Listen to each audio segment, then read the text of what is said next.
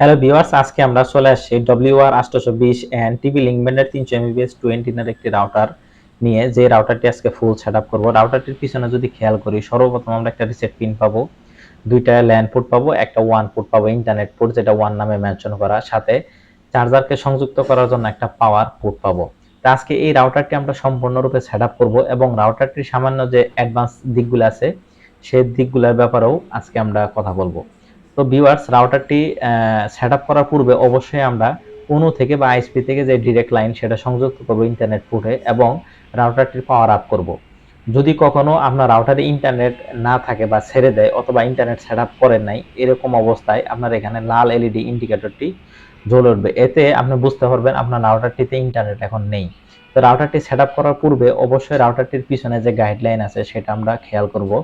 যেহেতু এই রাউটারটির কোনো অ্যাডমিন প্যানেলের পাসওয়ার্ড দেওয়া নেই এবং ওয়াইফাই সিকিউরিটিও দেওয়া নেই, সেহেতু আমরা সরাসরি এখন পিসি থেকে যদি রাউটারটির ফ্রিকোয়েন্সির উপরে ক্লিক করি, সাথে সাথে এটা কানেক্ট হয়ে যাবে। যেহেতু এটার ওয়াইফাই সিকিউরিটি দেওয়া নেই, তো কানেক্ট হয়ে যাবে কিন্তু নো ইন্টারনেট দেখাবে। আমরা যে কোনো একটা ব্রাউজার দিয়ে আইপি অ্যাড্রেসটি লিখে যখন রাউটারটির ইন্টারফেসে লগ ইন করবো, তখন এরকম একটা ক্রিয়েট লগ ইন পাসওয়ার্ড আসবে। অর্থাৎ নতুন করে আমরা একটা পাসওয়ার্ড সেট করব, যেটা রাউটারটির অ্যাডমিন প্যানেলের পাসওয়ার্ড।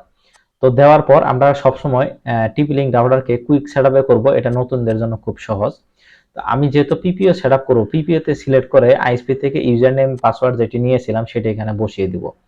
এরপর চলে আসবো আমরা নেক্সট স্টেপে, ওয়্যারলেস সেটআপ। অর্থাৎ এখানে আমি আমার একটা ওয়াইফাই নাম দিব, যে নাম আমার ওয়াইফাই নামটি রাখতে চাচ্ছি। এরপর নতুন একটা পাসওয়ার্ড দিব। নতুন একটা পাসওয়ার্ড দেওয়ার পর আমরা নেক্সটে ক্লিক করব।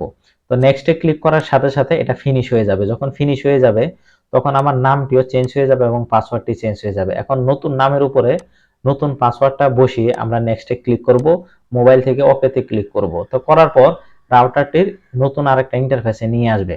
এখানে অলরেডি আমরা যদি ওয়্যারলেস সেটআপে গিয়ে দেখি, আমরা যেভাবে সেটআপ করছিলাম ওয়াইফাই নাম পাসওয়ার্ড এভাবে শো করতেছে। এখান থেকে আমরা চেঞ্জও করতে পারবো। তো এরপর যদি আমরা ইন্টারনেট কানেকশনে গিয়ে দেখি যে পিপিও তে আমরা কি কি দিয়েছিলাম সেটা এখানে শো করবে।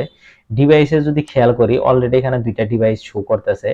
ধরেন আমি ডিভাইসগুলোর নাম লিখে রাখতে চাচ্ছি, সেক্ষেত্রে কলমের মতো যে পিন নাম্বারে এখানে ক্লিক করলে আমি নামগুলো এডিট করতে পারতাছি এবং এখান থেকে সবথেকে যেটা বড় সুবিধা, আমি এখান থেকে কোনো ইউজারকে সাথে সাথে ব্লক করে রাখতে পারতাছি। অর্থাৎ মাইনাস যে হোস্টের নিচে যেটা, এটা হচ্ছে আমার ডিরেক্ট যেটা দিয়ে আমি কানেকশন দিচ্ছি এটা, আর মাইনাস লেখা যেটা এটা আদার্স ডিভাইস।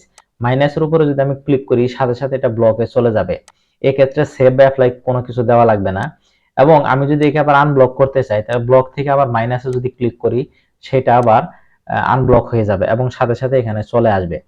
তো এই সুবিধাটা আমরা এখান থেকে পাচ্ছি। সেম কাজটাও আমরা যদি কন্ট্রোলে যাই, অর্থাৎ অ্যাক্সেস কন্ট্রোলে যদি ক্লিক করি, এখানে হোয়াইট লিস্ট এবং ব্ল্যাক লিস্ট নামে দুইটা অপশন আছে। আমি হোয়াইট লিস্টে রেখে এখানে অ্যাড এ ক্লিক করলে আমি যে ম্যাক নাম্বারটি এখানে বসিয়ে দিব, এই ম্যাক নাম্বারটিকে আমি কি করব, কপি করব। কপি করার পর আমি অ্যাক্সেস কন্ট্রোলে গিয়ে এটাকে ইনেবল করব। ইনেবল করার পর হোয়াইট লিস্ট রেখে আমি এখানে যদি কনফিগারেশনে ক্লিক করি, তাহলে যাকে আমি রাখতে চাচ্ছি তার নামটা লিখবো।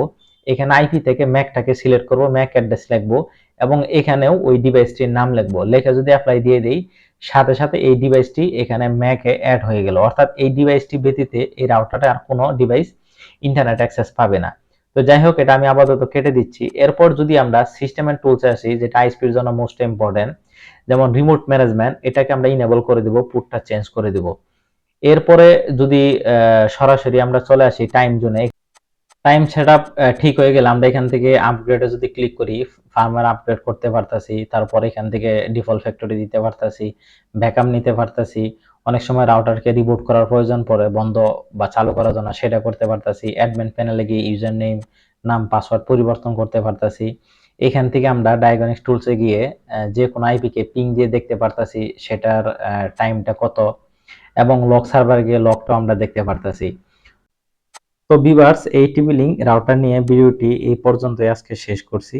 ভিডিওটি ভালো লেগে থাকলে অবশ্যই লাইক দিবেন এবং আমাদের চ্যানেলটি সাবস্ক্রাইব করবেন এবং সেই সাথে ভালো থাকবেন, সুস্থ থাকবেন। আল্লাহ হাফেজ।